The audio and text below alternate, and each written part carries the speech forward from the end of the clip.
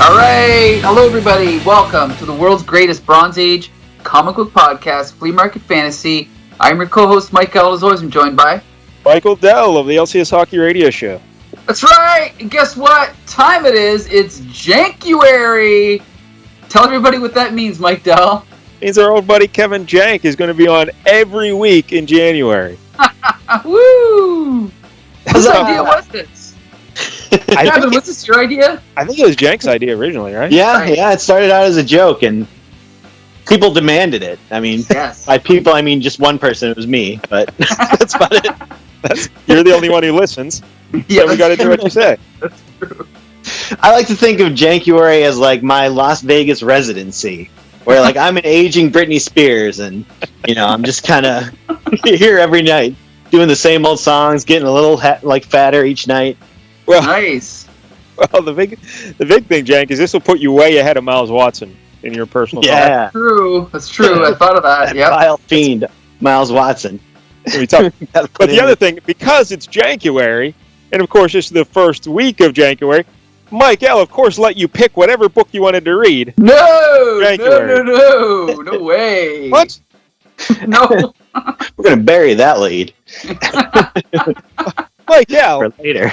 It's January. How could you not let him pick whatever? Don't worry, he's getting a pick next time. In 2 weeks, he's gonna take my pick. All set up. It's all good. But I mean, it's January though. Like it should be all jank all the time. Oh, I thought January just meant Jank was helping review my comics. Isn't that what it means? I think this means that January's got to bleed into February now. Oh, I think we have to. But all right, Mike L. Over again. So tell the kids what we're reading, Mike L, that you picked. Well, in January. This one has been in demand for a long time. I know because I've been reading the feedback, like the comments, right? You get no feedback. You get newsletters, the emails, and that's right, everybody. Finally, after 120, 4 episodes, we're doing Booster Gold. Booster Gold number 1. Yep. Normally, Michael likes making me read about Metropolis-based superheroes, and he kept that kept that pattern going. Yeah, that's right. Not Superman this time. Yeah. I think this is even worse than Superman, no? I mean, this is bad. Shots fired. All right. Gold. All right, Michael. For those of us, I guess, we're going to need some history and some background because no one knows who the fuck Booster Gold is. So we're going to have to talk about him. I've always been vaguely aware of him. Yeah, but I mean, like I've seen him in those DC animated shows once or twice. Yeah, exactly. But I've never read a book or never known anyone who likes Booster. Although, Michael, in my efforts to try and do some research, and by the way, I was researching Booster Gold and Dan Jurgens and everything, and then I was like, what am I doing? Fucking Booster Gold. So you're going to have to pick up a lot of the slack, Mike. I'll pick up some slack. Because I just stopped. I'm like, all right, that's enough. God. But in one of my journeys, though, I saw on a picture someone posted of who's that guy I can't stand from Saturday Night Live, Jank? Oh, Pete Davidson. Is that his name? Davidson? Oh, yeah. Someone posted a picture of him, and I guess he was in his office at SNL or something, and he has a Booster Gold comic, like, framed on his wall, or not framed, but, like, he has a bunch of stuff on a desk, and he has a Booster Gold comic there. Well, who wouldn't, right? Well, he probably dated Booster Gold like he did everyone else. Yeah, that's true. Oh, look, and it's number 1. I'm looking at it right now. Number 1. See? Why? So you just Google up Pete Davidson Booster That's Gold. how he made his fortune, yeah. But anyway, so that's about all I did on... No, Booster Gold, it came in 1986. Yep. And this is issue 1. This is the first appearance of Booster Gold, everybody. That's right. Get excited for this. Wow. And I guess... they really lay out the origin well in here. No, they didn't at all. They did not at all. Booster Gold, Michael, I guess you mentioned last week you thought he might be the first new hero of the post-crisis era, and I believe he is. Yeah. I think he is, yep. So they said, hey, we just destroyed our whole continuity. Let's start fresh with Booster Gold. Yeah, they had the right idea. And this series lasted until 1998, 25 issues. Well, no, 88. Did you say 98? Yeah. Wow, 12 years and they only did 25 issues. Yeah. The public demanded live one levels issue a of year. schedule. But no, 86 to 88. And yeah, only 25 issues. So Booster Gold didn't exactly set the world on fire, Mike. Well, but he's still around. He joined the Justice League. He came back a few times, so... He's the Justice League. Whenever anyone else is busy, I'll let Booster Gold do it. There's a cat in a tree or something. Send Booster Gold. He can do that one. There you go. Gotta start somewhere. He was created by Dan Jurgens. Yep. And Dan Jurgens is the writer and the artist in this here issue today we'll be reading. That's true. Yeah. And I'm sure you know who Dan Jurgens is, right? I'm aware of Dan Jurgens. Well, since we're talking about him, we might as well do the little background I have on him right here. He was born in 1959, Ortonville, Minnesota. Oh. Whoa, isn't that near you? He's in my time zone. Whoa. Yeah, jank a little bit.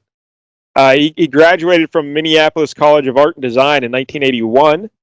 His first work was in The Warlord, issue 63, 1982. Who in the blue hell's the Warlord, Michael? He's a sword and sorcery character with. That's right. He's a ripoff of Conan, right? Didn't we talk about that? You could argue that. Well, I think it's pretty obvious, right? Come on, Michael, say it. He's a ripoff of Conan. Just there's more. Conan didn't invent the genre. The genre existed, right? Didn't it? I would imagine. All right, but anyway, the point is, editor Mike Grell, he hired Jurgens after looking at his portfolio at a convention. How about that? The old school way. Yeah. And then in 1984, Jurgens was the artist on a limited series called The Sun Devils with Jerry Conway and Roy Thomas. What in the blue hell are the Sun Devils, Michael? Never read Sun Devils, but I am aware of it. But, what is it? I don't know. I have no idea. Kevin Jake. It sounds like something that would be based on a toy, but I couldn't tell you. Never heard of it before in my life. Quick Google search. Let's see. It's a bunch of superheroes running around in, brightly colored costumes. You're Mr. DC, Michael. I thought you would know what they hit. My knowledge of DC is pretty extensive, but I don't know everything about DC. It was written by your buddy Jerry Conway too, and Roy the Boy. That's true. Well, maybe I'll have to dig it up one day. Oh, and it's printed on Baxter paper, even better. Michael loves Baxter paper. Yep. Because when you're reading them digitally, that makes a huge difference. It's not unlike our buddy Larry and his love of printing paper at certain points. That's an inside joke. Joke for Celsius Hockey Radio Show listeners. Anyway, but Jurgens, he started out drawing that there Sun Devils book, but then with issue 8, he started scripting Conway's plots, and then he took over writing with issue 10. How long was this fucking limited series? If he's in 10? 12 issues. It was a maxi series. Oh, a maxi series. That's right. His first work on Superman was penciling Adventures of Superman Annual Number 1 in 1987. Mm-hmm. And he was also an artist of Green Arrow from 1988 to 1990. And then that's when I realized, what the fuck am I doing researching Dan Jurgens for Booster Gold? And I stopped. But I guess he was really into Superman there, right, Michael? He did a whole bunch of Superman. Yeah, and for the record, I'm not a huge fan of Dan Jurgens, but he did draw Superman for a very long time. He wrote and drew the issue where Superman died. That's I was going to say, wasn't he the Doomsday thing? Yeah. Yep, he created Doomsday, co-created Doomsday, and then he kind of disappeared for a while, and then he came back, and then he was writing Superman again. And again, I'm not a huge fan, but he's kind of just a mainstay at DC. Oh, he also did Spider-Man for a while, and he designed the costume that Ben Reilly wore when he was Spider-Man. Do you remember Ben Reilly, the clone?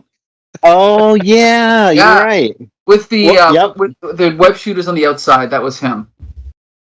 So that was the only difference in the costume? They just put the web shooters on the outside?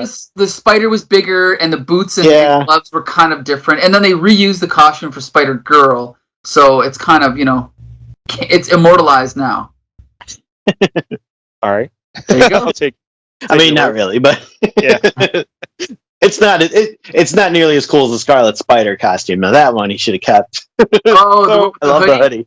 Yeah. Yep. So Jurgens, I didn't ever even realize Jurgens was over on Marvel. He did stuff at Marvel? Yeah, I think only Spider-Man, and they went back to DC. Yeah, that was very briefly. Like, he was only around for probably 10, 12 issues. Something like that, yeah. Yeah, he was gone. Oh, we should also point out he also drew or co-drew the DC Marvel crossover where they all fought and people voted for who would win each fight. Oh yeah. Yep, that was him. So it's just a clean sweep of Marvel across the Yeah. I'd imagine. So this Dan Jurgens, did he ever go up higher up in like the DC front office? Was he ever like? Not as far as I know. Nope. Huh. Just for some the reason in my writer. mind, I thought he was like he went up. Yeah, I thought so too, but oh well. If What only do I know someone about did DC? research, then we'd know. But Well, I'm not researching Booster fucking Gold in DC. You pick DC, Mike Gale. You're on your own. That's the new rule. All right. oh, really? So I'm Yeah. doing the job of two people. Is that what That's you're right. saying? Okay. Well, 2.5, because I'm a extra fella. I'm at least worth 1.5 dudes. So If you're at least wearing that many shirts as 1.5 men would I wear. have the strength of 10 men. So actually, you're doing the work of. Let's do the math here. That would be 11 dudes. Yeah, look at that. Uh-uh. All right, Michael. Anything else about Dan Jurgens or Booster? Well, I'll get into Booster Gold. I do have some more research on Booster Gold. Anything more? I can only say that he also drew the Armageddon 2000 miniseries. That's about it. He did a bunch of stuff, but I don't know what that is either. What in the blue hell is Armageddon? Oh, come on! It's a crossover from DC. It was just adapted into the DC CW TV shows recently. Everybody knows about that. Yes, You're on okay. your own here. Yeah. I thought so. I had to give up on those shows before they ever got to that. That point, yeah, they're not great. All right, so the Booster Gold, his real name is Michael John Carter, and he was born in 25th century Gotham City. He's from Whoa! the future. Spoiler. Yeah, he's from the future. We weren't supposed to know that yet, but okay, continue. Well, you wouldn't know it after reading this book either. Exactly, because like Del, there's a genre of fiction you might not be familiar with. It's called mystery. Yeah, And this sets up a mystery. This is a mystery. Okay. This is bad I writing. don't know skills. if this was really a mystery. Yeah. It's just It's Oh, clear you he's see. from the future, but they don't give you much. Yeah. Yeah. All right, but so his deal was, I guess, he played space football, I guess, in the future or something. He was a high school football player in the 25th century, and he was really good. But his dad was a dirty, filthy gambler. He had one of them FanDuel accounts, and he blew all his money on darts and table tennis, which I've got a story And for Bad this Monkey. week's LCS hockey show, Mike. Thanks. So get ready. But yeah, he lost Can't all his wait. money on darts and table tennis betting. So he comes up to his son. He says, "Hey, Michael John Carter, I need you to throw some of those big, important high school football games that all the gamblers are betting on." And he says, "All right." So he got caught fixing high school football games, or maybe it was college. It was probably college. We'll say college. That would make more sense. Yeah, it makes him sound cooler. Yeah, but he got caught, Michael, being thrown. He's like the Pete Rose. Michael, when I say Pete Rose, do you know what that means? Yes, I'm familiar. Okay. I'm not. They have baseball in Canada. Yeah, it's the same as the baseball in America. Really, same size and everything. Same, yep, the same everything, as far as I know. Well, there's yeah. Canadian teams. Yeah, there you go. Those Yeah, Expos. That's right. I forgot about- True. Well, the Expos no longer exist. Yeah. Yeah. So is that it? Are the Blue Jays still a thing? Are they still? Well, yeah, of course. Oh, what do you think Huh. this is here? All right. Anyway, so he got caught throwing football games, and so his life was kind of ruined. So he took a job at a security guard at the Metropolis Space Museum. Yeah, that's what I want to do So with my life. Anyway, he's go ahead. Yeah, it's way better than hosting podcasts. That's true.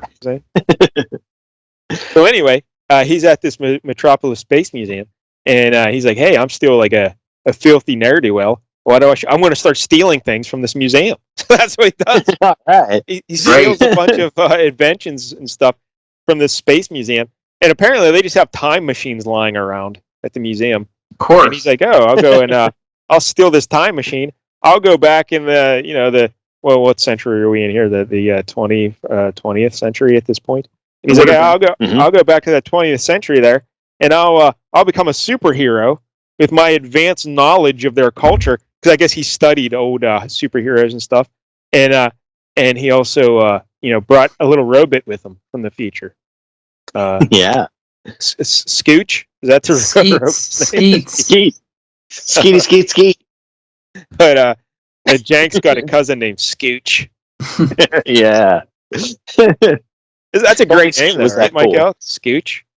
It's an unusual name. It sounds like a slur in a different language, but Pretty awesome. Well, it's not his real name, but okay. But anyway, so he's got his robot friend Scooch, and they come back into 1986, and he becomes a superhero. And there you go. It's Booster Gold. That's the background of who he is. Right. You think working in a Metropolis museum, he would know that, like, hey, there was this guy already who was in Metropolis called Superman, so maybe look somewhere else to become big and famous in, rather than Superman's home turf. You're never going to be as good as him. He could have went to Ivy Town. That's right. Or Hub City. Fucking DC. Good lord. Yeah. It's the worst. I love it. All right. They have imagination at DC. Is there anything else we should know about Booster Gold, Michael? Only that he joined the Justice League. He was, again, as we said, his character was adapted into, several versions of Justice League and Batman and other things. And frankly, I'm just waiting for the Booster Gold movie to come out. I'm sure that'll be on the agenda. Goof canceled. Yeah. Love Booster Gold. I'm sure that was planned for that canceled HBO DC deal they had that went by the wayside. A shame. But I guess we should say we'll learn this as we go through this issue. But Booster Gold's kind of like an arrogant, cocky guy, right, Michael? Great. Kind of a dick. Yep. Yeah. It's his character. Who would have thought a guy stealing from a museum would be a dick? Oh, wait. I should also point out Wizard Magazine ranked him one of the greatest comic book characters of all time. When I say one of, I want to say he was ranked 173rd. Okay, so he's nothing to sneeze at. Okay, way too generous. Yeah, some of those lists are always bullshit. I was looking up Alistair Smythe last night after we were talking about him on Spider-Cast, and apparently, like, some list ranked him like number 9 of Spider-Man's villains. I'm like, what the fuck are you smoking? That's ridiculous. That's preposterous. Wait, I have a lot of questions here. First of all, Mike, you roped him into doing another one of them Spider-Casts? Of course. Even after he's doing January, you're making the man... That's right, yeah. He's doing double duty. Yeah. Good lord. 3 nights in a row. Who in the blue hell is Alistair Smythe? What the fuck is that? That's why you liked Marvel. Yeah, but what is that? He's the son of the original guy who made the Spider Slayers, who eventually took over once his dad died. Who in the blue hell are the Spider Slayers? I never heard of any of this stuff. Yeah, like way back in like Amazing Spider-Man 25, like Spencer Smythe, his father, was like this old man who created a robot to fight Spider-Man, basically at the behest of Jameson. And remember Jameson, like the TV that's showing Jameson's face on it and shit. Yeah, wasn't it like a silver gray robot when it had like wheels on its legs and like a saw or something, like a buzz saw, or I don't know, maybe it wasn't exactly super advanced, but I guess that's all they had in the 60s. All right, I remember that. Yeah, okay. So that guy kept doing it. Yeah, he died, and his son took over and wanted revenge for his dad's death and all that stuff. Yeah, it's funny because I've read so many Spidey comics, and for some reason I always forget about this guy as well. Yeah, he's not exactly. I remembered it because I read all those early Spider-Man from the '60s and stuff. So I'm like, all right, I remember that now. Yeah, but I never heard of his son, and it seems kind of bold that he would be ranked 9th because Spider-Man has some awesome villains, right? You know? Yeah, this guy was just like a guy who like got paralyzed in his first mission, so he was just kind of crippled, and then he got like some weird bodysuit that was stupid, and Well, whoever he is, Alistair Smythe Jr. or whatever, he should definitely be ranked higher than Booster Gold. Whoa! Take it back. Michael, do you actually like Booster Gold? Is this something that you actually enjoy? Is this a joke? Is this sarcasm on Flea Market Fantasy? Of course I do. Of course I love Booster Gold. I read these as a kid. I could see some potential in this idea. This issue really didn't deliver on it, but I could see how this could be cool. Wait. You're supposed to save your review for the end. Hold on. Oh, I thought we were at the end. Not quite. We talked about it all. All right. Well, let's get to the book. Yeah. Favorite part. All right. So here we go, folks. Look at this cover. The DC Bullet first issue excitement. Booster Gold, we got this awesome logo where we have the S in the shape of a $, which I love. Booster Gold, because he's all money, right? That's pretty cool. Yeah, February 1986. And then look at this. In case you didn't know, this is comics' newest and most unusual superhero sensation. And I agree. And we see a shot of Booster Gold fighting, what's his name, Blackguard? Yeah. Blackguard. So you'd never guess because there's no black in his costume. Yeah, they didn't think of that. So let's describe these costumes here. So first of all, I'll start with Blackguard. Blackguard is wearing what would you call this? Like it's kind of like a metallic skin. So it's almost like Colossus. I was gonna say, yeah, he kind of looks like Colossus. But it's not his skin, it's his costume. And then over top of that, he's got kind of like teal boots and gloves and like underwear and like almost like He-Man-ish type armor with like shoulder pads and like a helmet. And then he's got like purplish, like I guess balls or whatever coming out of his kneecaps. I said balls. And it's been a while. It's been a while for Blackguard. He's got purple balls. Yeah, they're hanging all the way down his knee. And then he also has this 90s style, like, what's it called? Ponytail coming out of the top of his head. Yeah, no, Michael, it's a purple ponytail coming out of like the blue helmet he has. And it's like an aqua teal kind of blue. But Michael, this ponytail out of the top of the head, that seemed very familiar to me. Is there any other character? Are there any other characters that have a similar look? I know that Rob Liefeld used it for a lot of his characters. Yeah, that's what I was going to say. It seems like it's Liefeld. Absolutely. That's why I said 90s, yeah. Raza from the Starjammers, too, is kind of like that. Ah, that's probably where it comes from. Good catch. Yeah, because the look looked familiar, but I couldn't place it. All right, so right. All right, so that's Blackguard. Now, describe Booster Gold's costume. Any day of the week, I'll describe it for you. Okay, so we've got his costume is blue and gold, and he has blue boots, kind of like gold pants that go up to his waist. And then, again, this is a skin-tight superhero costume. So then he kind of has like a V-pattern belt, sort of.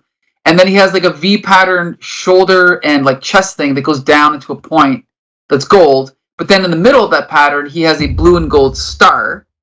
And then he has gold gloves and a gold, what is that called? The collar. Like the kind of a butterfly collar. Yes, and then he has a blue, like, costume, but his hair is showing. And then he has blue, like, wristbands and, like, little things on his hands. And then he's got sort of orange gold goggles, which are awesome. And that's it. And then he's got blonde hair. Blonde hair. And then flying next to him is Skeets, his robot companion. Scooch. And you mentioned the wristbands and the things on his hand, the backs of his hands. Like, I guess it's circuitry advanced technology from the 25th century. Right. And it enables him to, like, shoot stuff. Right. Shoot lasers and whatnot. Yeah, his booster shots. Right. No one around him's getting COVID. So, but it made me feel pretty sick after reading this. So yeah, Blackguard's swinging a lamppost at him, like a street sign, I guess, or I don't know. Yeah. And a lamppost, maybe both. Yeah, that's whatever, yeah. And there's crowd in the background and stuff. It's good to cover. I like it's fine. It's a good fight.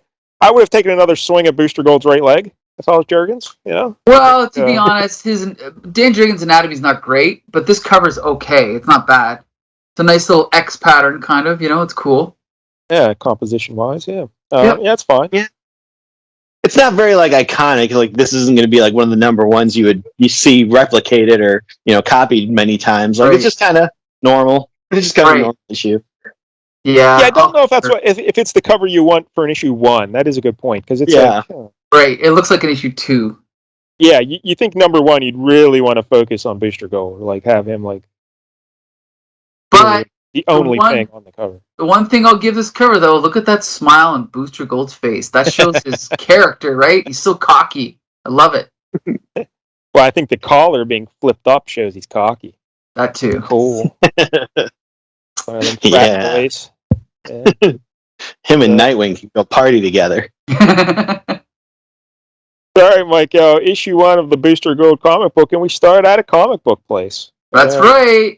And we get get some jabs, right, against comic books here. This guy's talking about. So this guy's a comic book artist, and he's kind of talking about. No, he's the writer, right? He's the editor, I think. Oh, he's the editor, and he's waiting for the art to come in. Yeah. And like basically, someone comes in the door and is like, "Hey, Skip, I got in touch with Marty. He's not coming in with the Astro Teens pencils today." So this guy, he is an editor, and he handles characters called Astro Teens and Commander Courageous. I'm telling you, if man. you look closely here. Oh, I'm sorry, Michael, but go ahead. You were just going to say you'd buy those books, and I would not. How did you know that? Yes, I would absolutely buy those books. But no. But look at the respect this editor has for the work of his fellow creators. He just puts his coffee mug right on the art.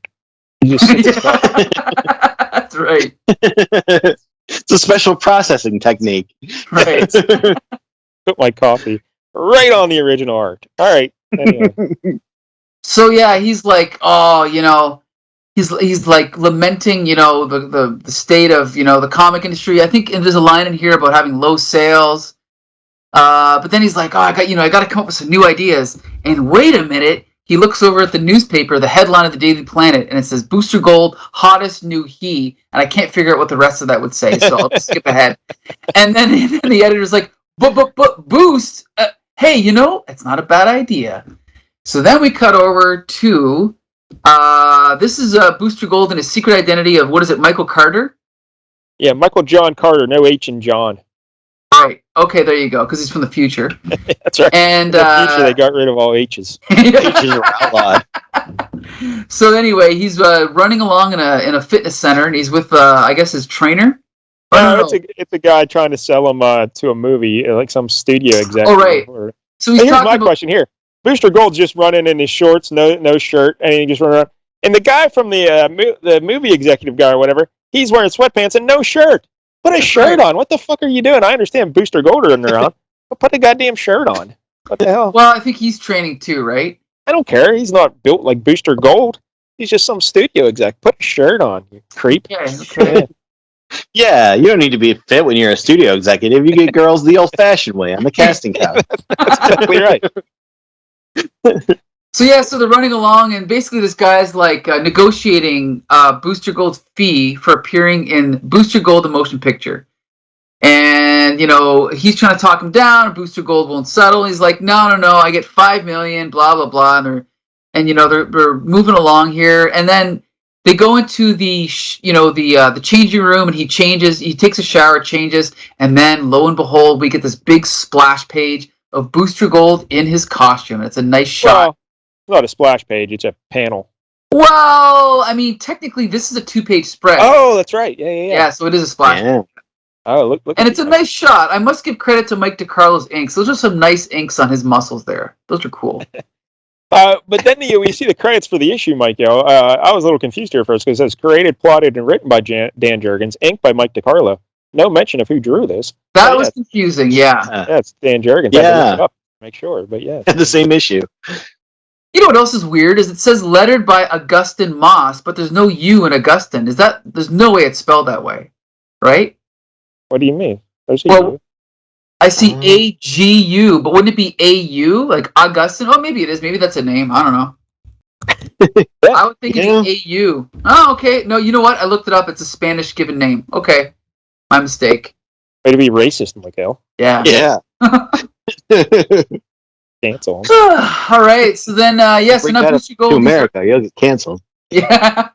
So Booster Gold's already talking. Yeah, exactly. Booster Gold is already talking about Booster Gold 2, right? So he's got a big ego, right? And here, look at this. We readers don't even know who Booster Gold is, but obviously he's a big deal, right, in this story. So that's cool. Again, laying the clues down, right? Laying the clues down for the mystery. I like it. I'm a little concerned that the one fellow is wearing a half shirt. Yeah, well, it was the 80s, but... Hey, Jank, it's like sleepaway camp. Yeah. Shorts and half shirts. Yeah. Did you ever see Sleepaway Camp, Michael? Never. I don't think so, no. Oh, it's the best movie ever. I believe it. All right, but anyway. Yeah, so Booster Gold, he's walking through the health club there, and some other guys are approaching him, and what are they talking to him about, Michael? Oh, that's a stock. They're asking for stock. Right, I love this. Booster Gold's like, no, that's a terrible stock tip. Now, do you think he knows that because he's from the future? Well... I think so, but I only know that because I've read all 25 issues. Okay. But the reader who reads number I one think you does can not tell. know that. Okay. So yeah, he says they'll be bankrupt inside the year. Believe me, I know. Yeah, it's a mystery. So then there's a little joke about someone calls him Buster, and he's like, "That's Booster, Senator Booster." See, he gets no respect.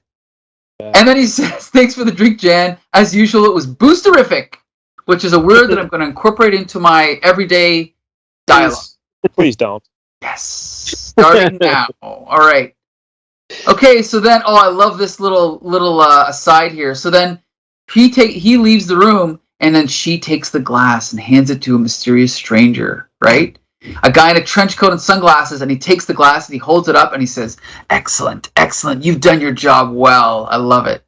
Yeah, because all right. So if we go back, he's at the health, or are they at a bar? Or is just like in the health club, right? No, I think that's just like a little protein shake bar. Yeah. So he gets the. But notice, Michael, before he gets the drink, he's sure to take his glove off because that comes. Yeah.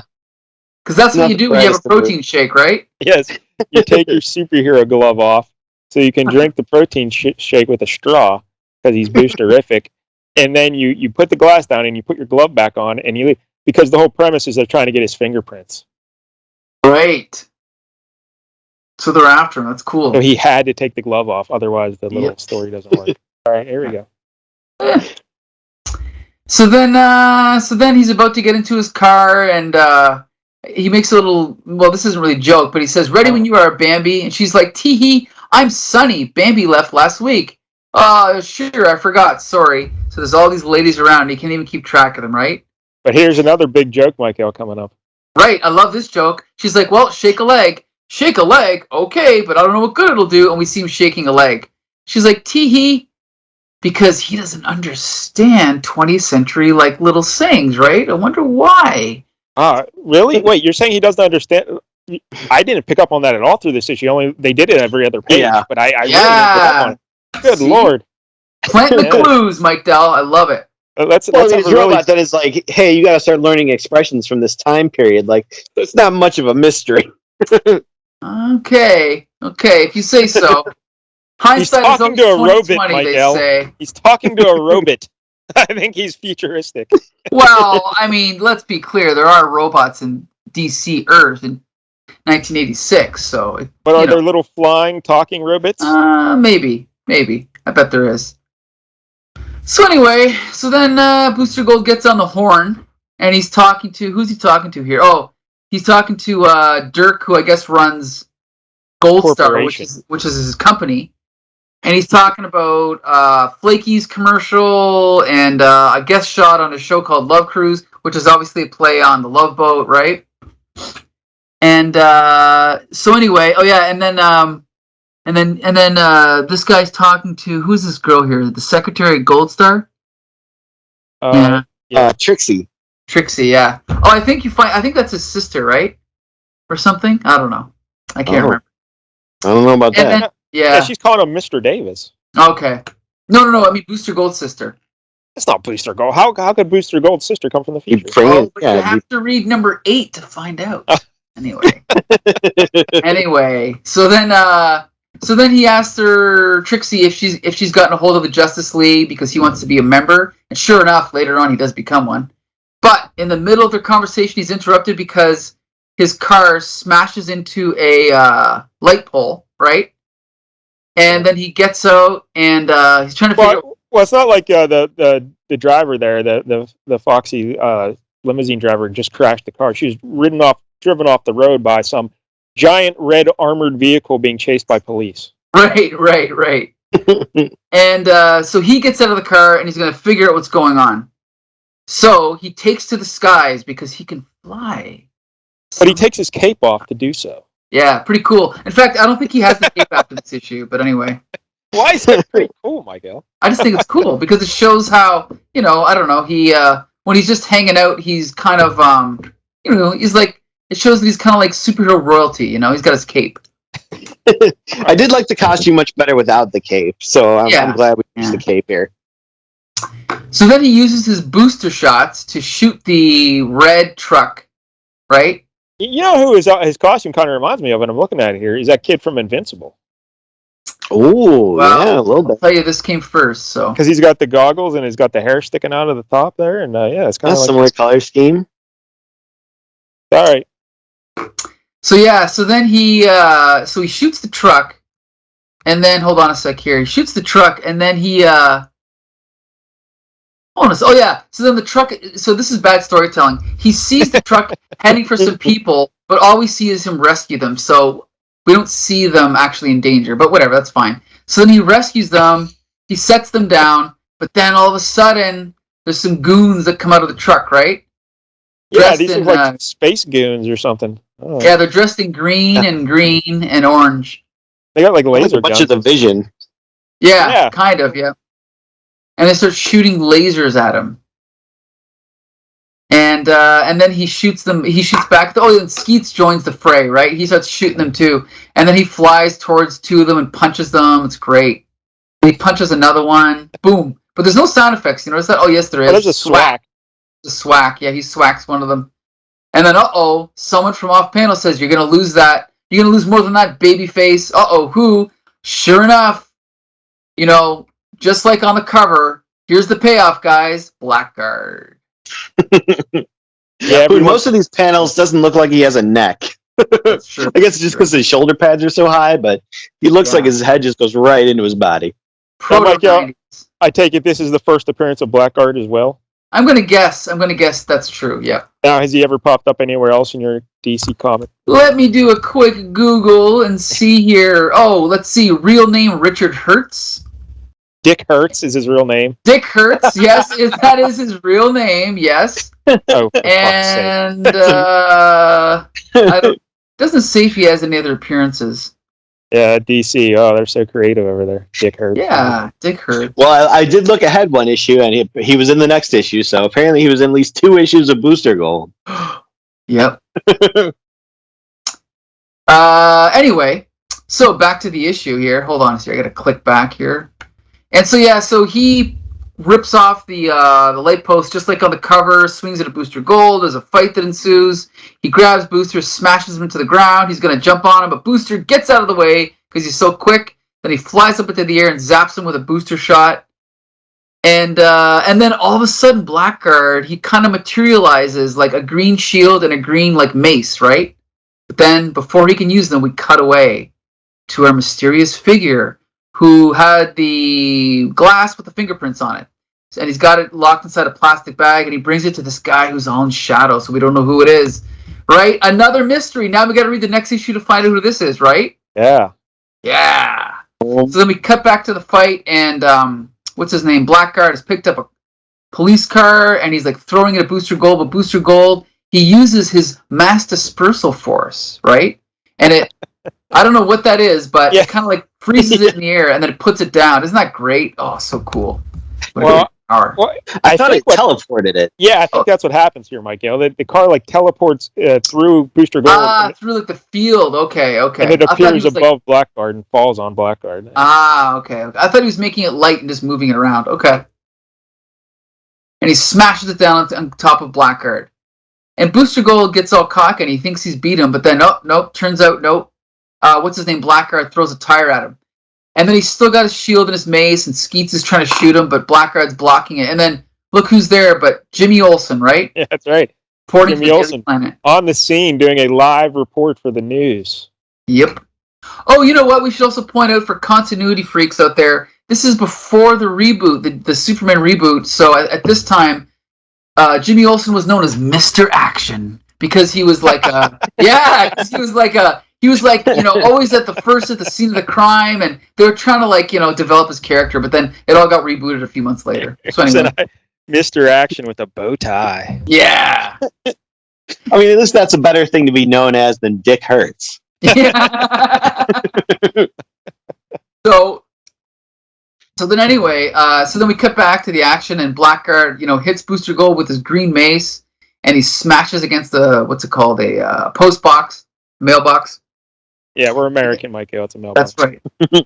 And then Skeets is back into the action. He's flying around trying to confuse Blackguard. And then Booster Gold flies away, and then Jimmy Olsen's like, Booster's obviously leading Blackguard away from the onlookers in order to save their lives. See, because he knows the boosters. He's always got a plan. He's always got something up his sleeve, right? It's always great when you have the characters narrate things and tell the readers what is happening. So then, yeah, that's right. I am glad you agree. So then Booster Gold is in front of something and it says danger high voltage on it. So he gets Blackguard to swing his mace, but the booster flies out of the way, or actually he ducks out of the way, and Blackguard is just about to hit it, but he's like, uh-oh, and then he hits the thing and he electrocutes himself, right? Keep in mind, Booster Gold didn't come up with this plan on his own. He had Scooch do it for him. He said, hey, Scooch, give me some ideas how I can beat this guy. And then Scooch told him. So Booster Gold couldn't even think of this on his own. Well, that's what Scooch did, right? And I like that he was running, and then he's like, this is where I'm going to make my stand. And, Blackguard doesn't think that's suspicious at all. Why this certain spot is where he's all of a sudden going to fight me? Look around you, dude. There's got to be a reason. And I also like how a dangerous high voltage metal box is right on the sidewalk. Right there. Yeah, for sure. And it's labeled, though, right? So that's true. That means it's safe. Yeah. So then, I guess Blackguard is defeated. So then we cut over to Dirk Davis. And again, this is the guy running his corporation for him. Right, who's running Gold Star. And he's on the phone with, who's he on the phone with here? Oh, he's on the phone with Booster? No, he's on the phone with a car company, trying to get them to make him, Booster, a fancy Booster mobile or something. Right. And I think he's trying to call other car companies and do the same. See who gives them the highest bid. Michael, do you ever read these books before we talk about them? Because it seems like we're always very confused when we go through them. No, I'm reading them as we're going through them. You should know that by now. I actually read this yesterday. I have no memory of this scene. I don't remember what happened. Oh, yeah. Don't you love how they changed the names? Look at this. Bryceler. What could that be? So creative. Uh-huh. Dick Hurts. Well, they probably don't want to get sued. But anyway. So then we cut over to, this is actually the same scene. I don't remember. Oh, I remember this now. So then this guy's he's calling Trixie Toots. This is where it picks up. The book picks up here for a few panels. Yeah. Oh, yeah. I need like this. So there's a cat in the scene. That's right. Oh, yeah, because this guy's waiting to get in to see Booster Gold, right? Or, no, he's waiting to get in to see that guy. But he's been waiting a long time. He's all pissed off. But then all of a sudden there's a cat. Right? The cat just appears behind him. And the cat appears from behind him. And he's like, yeah, what the? A cat. I hate cats. And look at this. He tries to stomp on the cat. Yeah. So the cat takes off. Yeah. So then Trixie's like, Jack. Jack is the name of the cat. She's like, come here, Jack. Right. And it turns out there's another cat, Jill. Yeah. Again, the creativity of DC with these names. Right. Jack and Jill are harmless. They wouldn't hurt anyone. So then I love this. I bet you like this, Mike Dell. She forces him to apologize to Jack, right? I loved it. Yeah, I'm a big Team Cat guy. We get a 2-panel sequence of him, of her holding up the cat, and then he pets the cat, and the cat gets a smile on his face, right? It's great. And then she's like, now go and sit down, and I'll tell you when Mr. Davis will see you. And he's like, what a nut. And then she's like, why did I ever leave Kansas, right? Apparently everyone in Metropolis came from Kansas originally. Yep. Well, there's only, and DC is a universe, so there's only 3 cities in all of the United States. There's Gotham City, Metropolis, and Ivytown. And there's only 2 states, New York and Kansas. That's right. Michael, speaking of cats, here in the U.S., I don't know, Jank, maybe in the Midwest if this is a thing, but here in Western PA, one of the new rages sweeping all of Western PA, cat cafes. I've never even heard of that. What is it? No. Well, Jank, you don't even know. So there's a cafe where you go and you order your coffee and your whatnot and your beverage and you sit down. But the attraction is the whole place is just filled with cats. They're just cats jumping around, running around like monkeys, just running around like cats. And you just get to say, "Hey, cats," while you're drinking your coffee. That's pretty interesting, huh? Yeah, I feel based on everyone I know who has more than one cat, there's going to be fights breaking out every 20 minutes. Cats, cats get along right up until they don't. Then they'll fight for 30 seconds, then they'll go their separate ways, and then they're friends again. But they do fight a little bit. But yeah, it is. We had an incident Christmas morning that I think my dad is still never going to let go. Uh-oh. He had this resin horse statue that he loved. Oh, and no. cats got up there, started fighting, and It got broken, and he was quite salty all Christmas Day. Ah, your dad was trying to stomp on him like this guy's stomping on Jack. Yep. He All would have right, liked. I digress about the cats, but let's get back to Booster Gold because we can't All delay right. this anymore. I could talk about Booster Gold all night. I mean, if you want to, we can. But so anyway, so now tying back to the beginning, the guy from what's the comic company again? Oh, Blaze Comics. He's on the phone and he wants to talk to Dirk Davis here. And this guy's name is Skip Andrews. He's from Blaze Comics and he's got a real money-making offer for him. But then we cut away to Booster Gold flying through the air, and he's with Skeets, right? And he's got the satellite guidance system from Star Labs, and that's what he rescued from that truck, right? Yeah. Again, we had no idea until he tells us here that it looks like he's delivering Chinese food. Right. It's a secret Star Lab. So again, you have to explain stuff to the readers that you don't actually know until now. Yeah, and so he's on his transistor thing, Bob, to Trixie. But then look at this. We get another mystery at the bottom. What's going on here? The camera zooms into the ring on his finger. Mike Dell, do you know what that ring is? See, probably not. Nope. Well, they say it right there. And there's a weird bit of Legion flight ring. Yeah, and double check with them about my having a Legion flight ring. Double check with what are you double checking with the Justice ring? You know you have one. What do you need to ask them for? Maybe he wants to make sure it's okay with them.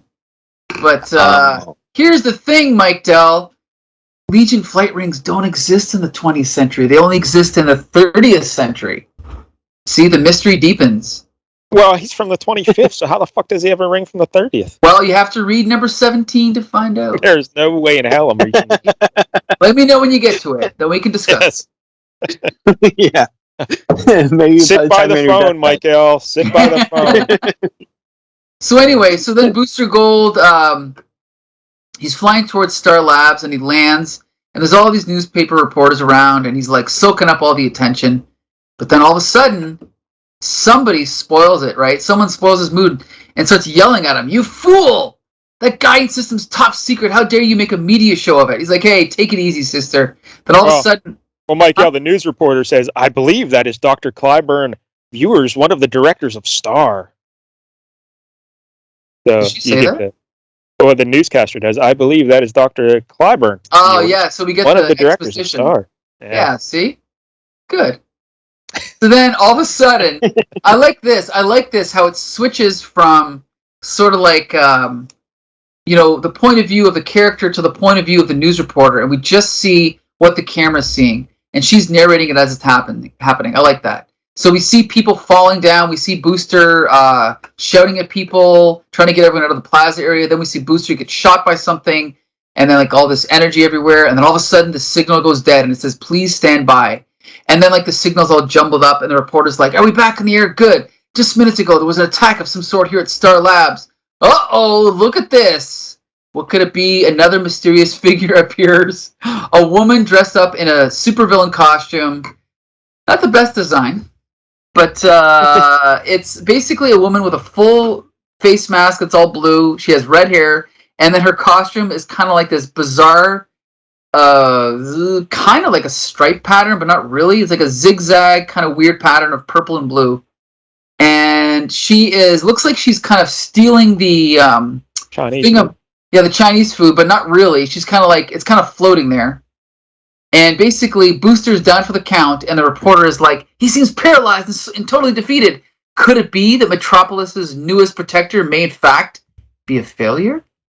And then that's the cliffhanger. It says, next issue, Booster's Mysterious Past, the return of an old DC hero, Cold Redemption, see you there, and I know that we'll see you there, Mike Dell. There you go.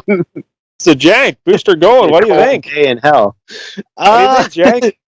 I liked the first couple of pages, like about the comic book company. I'm like, this could be fun. It's gonna be like a fun issue. But then it was just kind of downhill. Like the whole battle with Blackguard wasn't that great. And I very quickly started losing interest. But like I said, it's a good concept. I like the idea of this guy coming back from the future and using all his knowledge of the future to like get monetary gain, and that's a great strategy that I'd like to see more of. But this issue, Not so much. Mike L, why did it would probably would have been better if they had like him fight an actual known DC villain here, right? Like somebody Well, instead of personally, Blackguard, just any like name some like what's that guy from Flash with the freeze gun or whatever? Just anybody. Ooh, Captain I Falcon. like it. I like it when new superheroes have their own villains, though. I don't like them reusing other people's villains. But I think for issue 1, it's good to use an old established. We encountered this with that Miss Marvel. Remember, we did like Ms. Marvel issue 2, and they had her fighting the Scorpion because right away people were like, oh, the Scorpion, and then they also introduced a new villain. So you want to have like an established commodity there, someone to latch onto, and then you can introduce your new villains for them later on. But Blackguard, who cares? I don't know. I like Did have pretty lame powers. You think about in Spider-Man #1, Spider-Man fought the Chameleon, right? He didn't fight like Doctor Doom or somebody. He fought his own villain. That's how I like it. I suppose, but I guess. But at the same time, it's like 1964, and like Doctor Doom really wasn't even Doctor Doom, really. You know what I mean? He was around. But everybody was new. Yeah. Right. Here you have established villains you could have went to kind of ease things a little bit. I think. Just a suggestion. Just a suggestion. Okay. Some feedback. All right. Because Blackguard, who canceled? No one. Yeah, he's not a great villain. No, not the brightest. Mm-hmm. They didn't really give him much of a reason for what he was doing or any kind of backstory. Also, I like that you're leading some, like you say, Micah, you're planting some seeds for some mysteries. Oh, who's this Booster Gold guy? That's fine and all. But the one thing you want to do when you introduce a character is make them likable, And I like him. I mean, I didn't find him likable in this at all. I thought he's just not unlikable. He's just kind of he's a self-important douchebag. But that's a good place. You have room to grow. Then gotta have art. For him to learn. But do I want to read a book about a self-important douchebag again? Like that's fine if he's like a supporting character in another book and he's just popping up, and then like later on, once you establish him, then you build into him. But if you were anchoring a book on this guy, do you want him to be a self-important douchebag right out of the gate? Because I'm like, I don't want to read about him. Like I understand for Iron Man.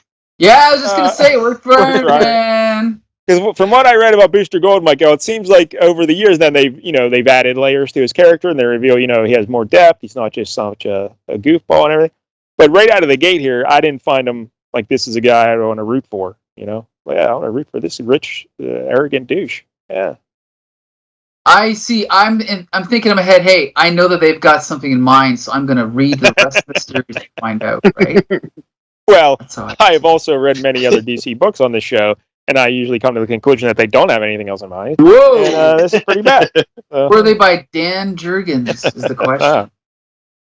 But, I just don't know if right away. Well, one of the tricks you can do to make someone likable is to have them be funny, use humor. And they tried to do that, I guess, but humor is subjective, and this was not funny at all. That was okay. No, I like the comic book guy stuff was kind of funny, but the stuff with Booster Gold mixing up. Yeah. Gold stuff. Just mixing up language, not so much. And they fucking hit that same joke. How many times, Jank, did they do that same? Oh no, that's the wrong expression. At least 3 times. Oh, someone's right? Turkers or something. He's like, no, it's turkey. Yeah. Like, we get it. I thought it was fine. I liked it. I enjoyed it. Well, I know you did, Miguel. Because you picked it right in the middle of Jankuary. Right. You sullied the good name of Jankuary by picking Booster The beginning of Jankuary. Anyway. What else? On the wrong foot here, boys. Yeah, the writing, again, Jurgens, he's, what year is this, 86? 86. He came in 82 as an artist, and I guess 84 he started writing, so yeah, there's definitely some clunky stuff here in terms of exposition and explaining what's happening and that kind of thing. Like, oh, look what I'm doing here with my energy shield and all that kind of shit. But I don't know. It is the first issue, so you got to explain his powers a little bit. No, I'm talking Blackguard when he was like, yeah, Blackguard's like, there's a panel where he gets that energy mace and the shield and he explains it and everything. I don't know. It wasn't that good, but the writing's fine. It's nothing terrible, nothing great. But I did like how he's planting the seeds, Michael, with some mystery. Yeah. So that was good. There you go. Right. I would have maybe, I don't know. Maybe the mystery could be something more enticing than Well, they're trying to find his true identity, so that's on. But maybe something more exciting than, hey, I got a glass that he drank out of. I don't know, whatever. Oh, there's more to it than that, but okay. Apparently that's not going to go anywhere anyway, because they're obviously not going to find his fingerprints in the system. Yeah, but I think that's the point. So, they probably can't find his fingerprints. Like, who is he? Yep. It deepens the mystery. Exactly. That spins it off in another 5 issues. There you go. Mike, at the end there, it says a new, an old DC hero or villain or whatever pops up in next issue. And I read ahead just to see who, and it's someone called Thorn. Oh, Thorn. Of course, from Rose and Thorn fame. Now that lady that appeared at the end and stole the Chinese food, that's not Thorn, right? No, it's not. I guess her name is Mind Dancer. Wow, he's cranking out memorable villains here. On the bright side, at least her name isn't Dick Hertz. Yeah, that's right. Wow, but the art here, Jank, what did you feel about the Dan Jurgens art? I thought it was okay. It's not the greatest thing I've ever seen, but it's certainly serviceable. For the most part, I thought it looks pretty good. Yeah, it's. I'm not going to add Dan Jurgens to my favorite comic book artist of all time, but he's solid. And again, he's still a young fella here, 4 years into his career or whatever, 3-4 years. But yeah, it's fine. It's perfectly serviceable, professional comic book art. There's nothing to be ashamed of here. It's fine. Yeah. Nothing groundbreaking or awesome, but it's solid. Right, Michael? That's the thing, yeah. I'm kind of angry because I think that he's gotten much more success than he deserves, because I don't think he's a great artist or a great writer. But for the purposes of this story, I think his art's fine. I think the writing's fine. But I think the character is what makes it. Like, I like Booster Gold, I like Skeets, I like the whole angle, the time traveler angle, all that stuff. So for this character, Dan Jurgens works, I think. All right. Take your word for it. Now, Michael, I'm sure there's going to be listeners out there who just love Booster Gold now. They're like, I can't wait to read more Booster Gold. Can you recommend any Booster Gold stories for them to read? Well, you can read the next 24 issues of this series. And then find out about his sister. Yeah, there you go. And then Booster Gold, he really became popular when he joined the Justice League by Keith Giffen, J.M. DeMatteis, and Kevin Maguire, when he became buddies with Blue Beetle, and that whole thing lasted like 5 years. And that seems to be a thing. When I was reading that, him and Blue Beetle are like a team, a duo. That's right, definitely. So yeah, I think probably read Justice League. That's probably his best, the best run with him. How many more issues feature a cat? Well, I'm sure the cat's around for the whole run. Yeah, we only saw the cat. So actually, no. Jill was in the background. You could see Jill in one of the panels. Yeah, Jill's like a gray cat sitting on the back there. Yeah, so. See, another mystery. I want to learn more about Jill. Are those cats from the future? Maybe. That'd be pretty good. Cats are from the future. Can only feed them future kibble. Very expensive. Space kibble. Yeah. All right. So there it is, Booster Gold. Jank, anything else, Jank, that you'd like to say about Booster Gold? No, I think we hit it all. There wasn't all that much to it. I don't like dudes from the future either. That's not I don't like that either. Why? Prejudice? Yeah. The judge him just because of the time period got enough. Those future guys taking our jobs. Yeah. But hey, now that you think about it, though, Rob Liefeld was stealing that ponytail out of the top of the head, and he's also stealing Coming Back from the Future. That's true. This is where Cable came from, right here. Yeah. And, I'm just not a big fan of that kind of stuff. But I don't know. I guess Booster Gold. Michael, when I was researching, because I did extensive research, I just like to go to Reddit, Michael. That's basically where I research.